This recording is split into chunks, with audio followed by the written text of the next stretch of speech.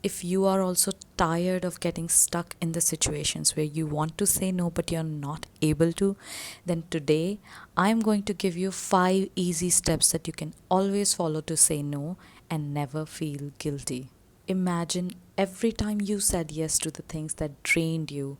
Now observe every time you did that, you said no to the things that truly mattered to you, your peace, your time, your goals. But you're already aware of this issue, right? That's why you clicked on this video.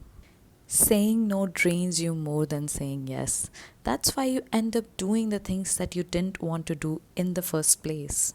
But the truth is, you say yes to the things that you don't want to do only for 2 reasons. Number one, you feel guilty to say no because you feel like you're going to hurt the person who asked you to do the work. This is a good thing because you value your relationships, but you need to understand that every time you do that, you give your brain a signal that your relationship with yourself and your needs is not that important. This becomes a cycle that is slowly but consistently lowering your self esteem. Reason number two, you feel like it is your professional obligation to complete that work, and if you won't do it, then you will be left behind. Whenever you do this, whenever you feel like this, you need to look around yourself. Most of the people have somehow gotten out of the same situation by not doing the work that you are labeling as very important. But don't worry, both of the problems have the same solution. Step number one, ask yourself if that work or favor is really falling within the area of your responsibilities or they are just approaching you because you are an easy target. Step number two, ask yourself if it is absolutely necessary to do this work or if it somehow aligns with your goals, even if you don't have any desire to do this. Step number three, if it doesn't align with your goals, then don't just directly say that you can't do that work.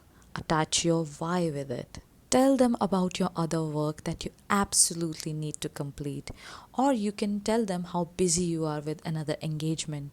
When you plainly and directly deny, later you feel guilty and start cursing yourself. But when you attach your reasons with it and you try to explain the rationale behind your no, you remove your future guilt.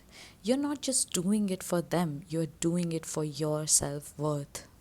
Feel sorry for yourself before you feel sorry for them, because you need to give yourself this understanding that if you won't say no right now, then you will get burdened with that work that you are avoiding, or you will just end up at an event that will just waste your time.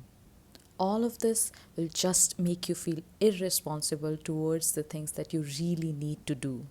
But our work doesn't end here.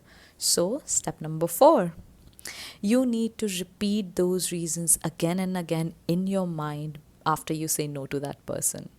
Because according to psychology, when you allow yourself to repeat those reasons again and again in your mind, you allow yourself to let go of any residual guilt that you have in your heart. But you need to understand that these reasons need to be valid.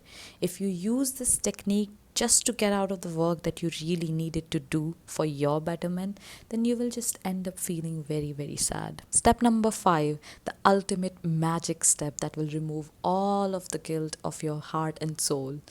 But this step is totally optional and totally dependent on your time availability. After performing all of the steps mentioned earlier, you provide them with a solution that is feasible to you. Let me explain. For example, if they ask you to do a 2-hour work, you give them 30 minutes of your time. If they ask you to meet on Saturday for 4 to 5 hours, then you give them 2 hours of your life on Sunday.